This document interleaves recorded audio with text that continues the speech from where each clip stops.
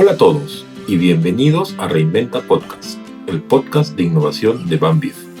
Aquí conversaremos con expertos para conocer más sobre las últimas tendencias en innovación y tecnología. Yo soy Hernán Berenguel y de la mano de nuestros especialistas vamos a descubrir juntos cómo pequeñas innovaciones generan grandes transformaciones. Los dejo con nuestro especialista de hoy.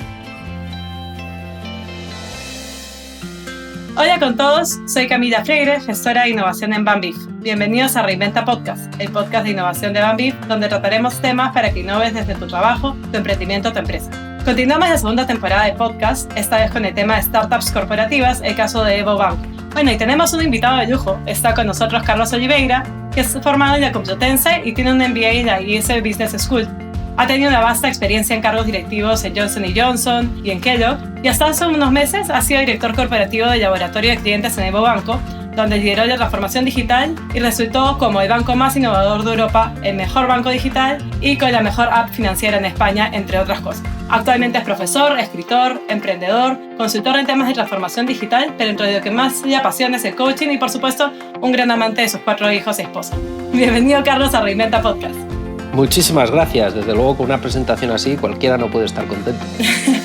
Bueno, Carlos, coméntame, ¿qué visión tienes de las startups hoy en día? ¿Han cambiado mucho los conceptos que tenía tal vez Eric Ries, Steve Young?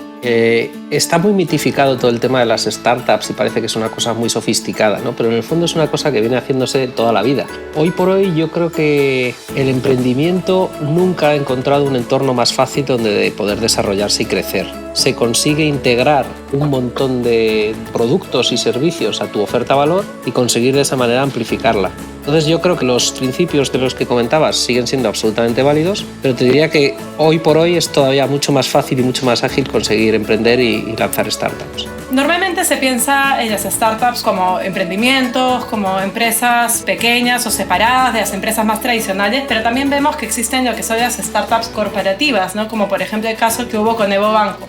¿Cómo es que nace una startup corporativa? ¿Cómo se diferencia de estas otras startups más independientes, tal vez? Sí, el caso de Evo es curioso porque al final nace, como muchas empresas, de una crisis financiera y es una escisión de la fusión de las cajas gallegas en España. Entonces, con la anterior crisis, para que la Unión Europea pusiera dinero en los rescates y todas estas historias, lo que se acordó era que tenían que desprenderse de aquel negocio fuera de su zona natural de actividad, ¿no? Que en este caso era Galicia. En ese sentido, lo que hicieron fue juntar todas las oficinas de fuera de Galicia y podían o venderlas separadamente a otros bancos, o lo que hicieron fue crear esa startup corporativa que era Evo. Entonces lanzaron Evo.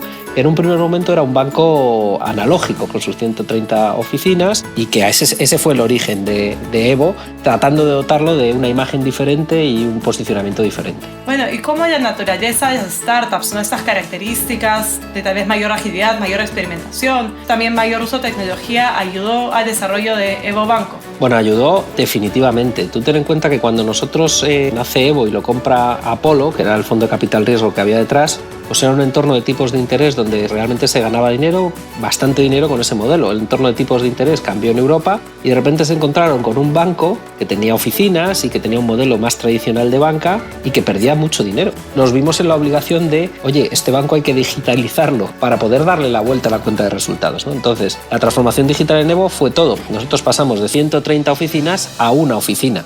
Conseguimos cambiar absolutamente todos los procesos para poder realizar cualquier tipo de operación que en el banco se pueda realizar a través de la app del banco, ¿no? Todo eso manteniendo un NPS de un 47%, que era el mejor de la banca española, y con una calidad de servicios y una calidad de aproximación al cliente pues muy diferencial, ¿no? Que nos dio esos premios que ya has mencionado y que claramente ha hecho que Evo sea una de las experiencias más exitosas de transformación digital, porque realmente transformamos un banco analógico en un banco digital. Y bueno, hoy en día, además con la pandemia, se habla muchísimo de transformación digital, ¿no? Y quería preguntarte cuál es la visión que tienes de transformación digital. Muchas veces se piensa que simplemente es utilizar tecnología o pasar procesos a digital, pero también nos has conversado sobre experiencia de cliente y sobre también otros puntos que me imagino son parte de esa transformación. Absolutamente. O sea, el tema de transformación digital, lo primero es un cambio de mindset. Es hacer las cosas de una manera diferente. Y es enfocar la realización de todos los proyectos con ejercicio de hoja en blanco, ¿no? O sea, para que te hagas una idea, nosotros creamos la primera hipoteca digital. La ventaja que yo tenía es que en mi equipo, quitando una persona de mis reportes directos, ninguno veníamos de banca. Mi background, como hemos mencionado, es de gran consumo. Yo de lo que sé es de consumidor. Yo tenía gente en mi equipo que venía de Google, de Research, de Nueva York. Gente con una visión totalmente diferente. Entonces, si tú te pones a hacer algo con un ejercicio de folio en blanco, tú dices, oye, ¿cómo sería la hipoteca ideal? Claro, tú no tienes la cabeza formateada con la manera de hacer la hipoteca que hace la gente que lleva muchos años en banca, ¿no? A mí me hace mucha gracia cuando veo otros bancos que básicamente lo que dicen es hemos digitalizado y básicamente lo único que hacen es escanear los documentos y los suben a un muro y digo, bueno, no habéis cambiado gran cosa, ¿no? Entonces, ese ejercicio de partir de cero y definir cómo sería una hipoteca desde un punto de vista óptimo y cómo puedes hablar a lo mejor con el Ministerio de Hacienda aquí para que te apifique y tú te puedas ya descargar la declaración de la renta del cliente, o hablar con la Seguridad Social para que tú te puedas descargar también con otro servicio apificado tal. Ese es el tipo de servicios de valor añadido que al final conseguimos que una persona en España pueda estar en 20 minutos en validación documental, desde que empieza a abrir en su casa o en su móvil para realizar una hipoteca. No, claro, y me parece súper interesante lo que mencionas de tener gente en tu equipo que no viene del sector, ¿no? Porque de alguna manera esto ayuda a que no te pongas las trabas de es que así tiene que ser, ¿no? O es que este documento es necesario, o este paso es necesario, ¿no? Y de hecho se habla mucho sobre el tema de personas y de equipos dentro de la transformación digital. Para mí lo importante de la transformación digital empieza por el equipo y por el mindset. Y tienes que tener equipo que esté preparado para ello y que tenga ganas de realmente hacer ese tipo de cosas. Si no, es que es absolutamente imposible. Me hace mucha gracia todo el mundo que habla de metodologías ágiles y todo el mundo dice, yo ahora soy ágil, ahora soy ágil. Básicamente se ponen la piel de cordero ágil y dicen, ahora soy ágil, pero hacen lo mismo, pero diciendo que ahora son ágiles. No, o sea, esto realmente, si quieres hacerlo, tienes que involucrarte realmente y embeberte en toda esta cultura de innovación, ¿no? Y ese es un poco el secreto. ¿Y cómo entra, por ejemplo, el rol de las startups en todos estos procesos? ¿No? Vemos que algunas empresas, por ejemplo, se asocian con startups para agilizar, digitalizar algunos de los procesos. ¿Cómo funciona ese rol, esta asociación? Para nosotros fue crítico todo el tema de ecosistema de alianzas, porque fue una manera de expandir y valorizar toda nuestra propuesta de valor al cliente. Bueno, para empezar, yo me recorrí todas las empresas con futbolín y súper tecnológicas y estupendas de España y parte de fuera para entender cómo podíamos llegar a acuerdos con ellas, ¿no? Desde no tan startups como puede ser un Booking, y que nosotros fuimos el primer banco que llegó a un acuerdo con Booking para un cashback, a rental cars, a un montón, ¿no? Al final nosotros definimos nuestras alianzas en dos tipos, ¿no? Unas que le llamábamos Easy Life, que de lo que se trataba es de facilitarle la vida al cliente, y otras que eran más de tipo financiero. Por ejemplo, también fuimos el primer banco en España en entrar con un acuerdo con un robo-advisor, con Finices, ¿no? ¿Por qué? Porque la experiencia de cliente era fantástica y desarrollamos eso a través de ellos. Entonces, es una manera de poder integrar y amplificar lo que tú ofreces a los clientes sin tener que desarrollarlos in-house, porque Evo no tenía la capacidad de hacerlo. Y ahí empalmo con un tema que yo siempre digo, ¿no? Que Evo no era ni un banco ni una fintech, era un banktech. Vamos a ver, por un lado sabes que existen muchas fintechs que yo creo que son muy buenas en algún aspecto muy concreto del user experience, pero realmente tienen un par de problemas que son bastante relevantes. El primero es que no suelen tener clientes, por otro lado no son capaces de escalar o manejar P&Ls, ¿no? No tienen esa credibilidad porque están empezando, ¿no? Pero y por otro lado están los bancos, que los bancos sí que tienen una base de clientes muy grande, sí saben manejar cuentas de resultados, pero generalmente no son muy buenos en la parte de user experience. Entonces, en la medida en que tú llegas y combinas esas dos cosas, ahí está la magia. Y con buena voluntad, porque a mí todo este tema de la economía colaborativa es real.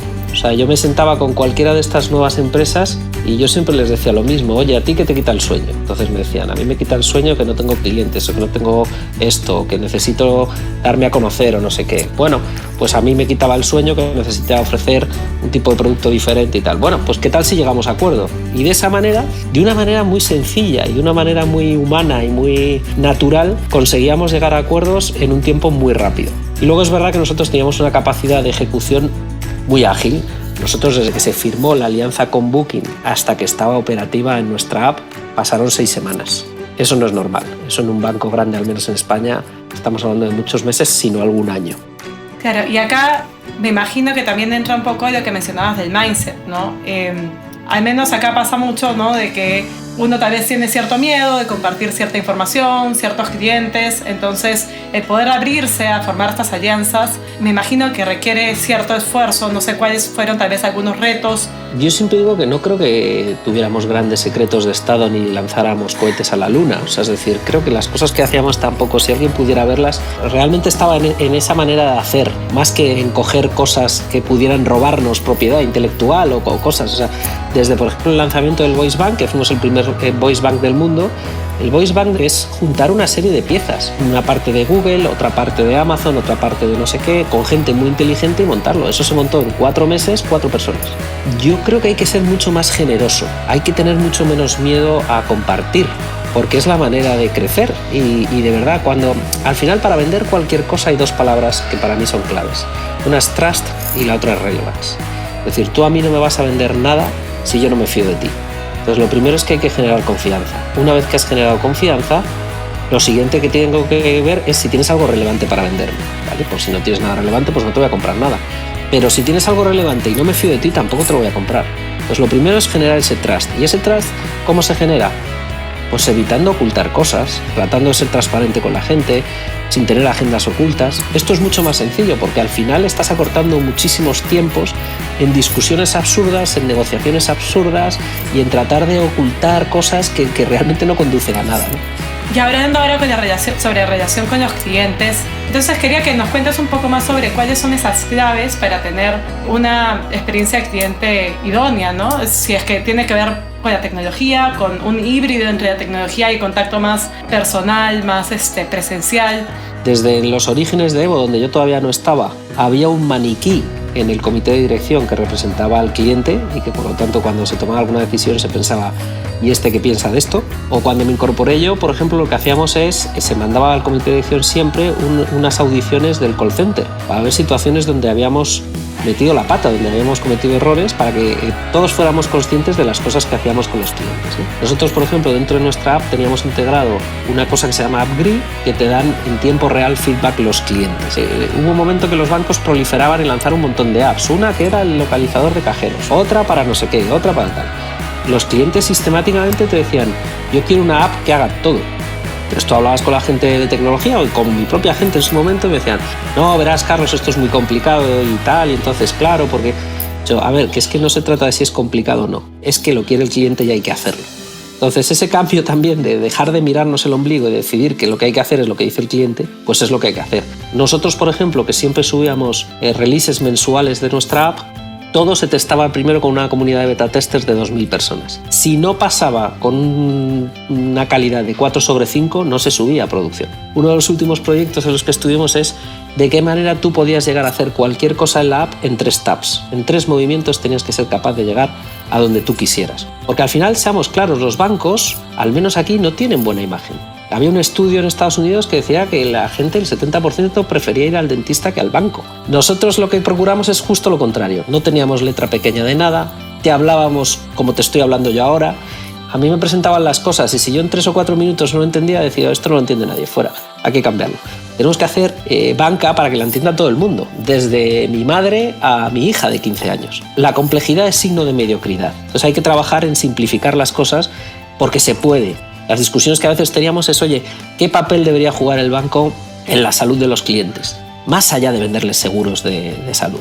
¿Tiene sentido llegar a un acuerdo con Nike para un tema de deporte? ¿Tiene sentido llegar a un acuerdo de nutrición con no sé quién?